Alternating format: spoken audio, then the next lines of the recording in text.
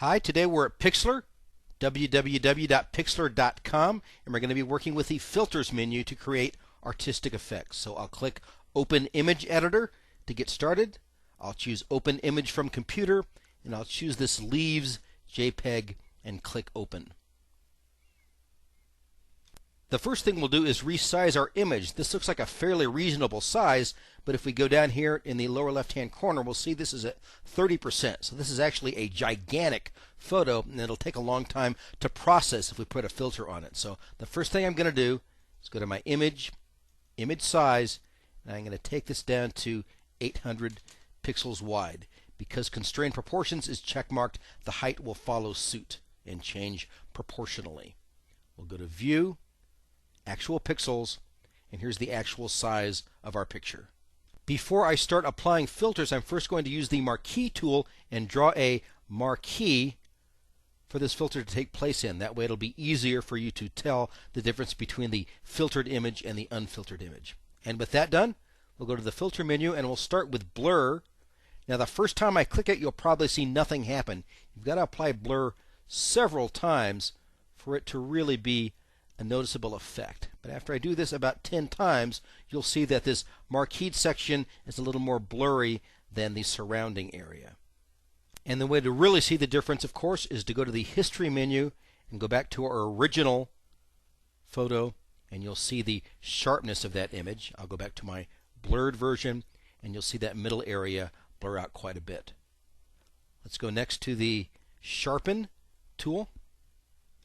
And the Sharpen tool is similar in that we might need to apply it 2 or 3 times before you can see any kind of a change here in the image.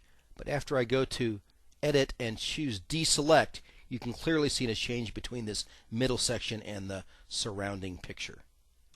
I've used the History panel to go back to our original image. I'll click the Marquee tool again and draw a little square here in the center to apply an effect. I'll go to Filter and bring up Noise.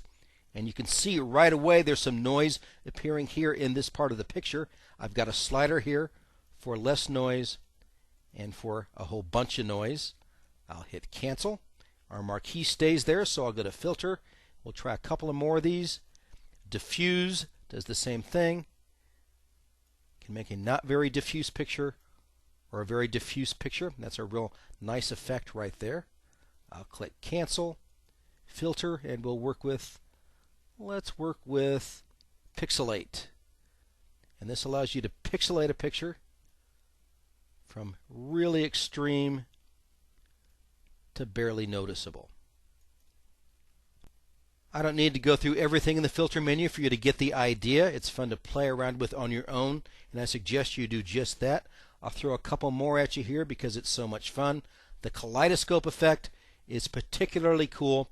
You can change the size of the kaleidoscope and work with the horizontal axis and the vertical axis. You can create a heat map effect and the amount of heat map that you're working with. And let's do one more here. Let's go with pastels. You can make it look a little more like a painting. And I'll click Cancel.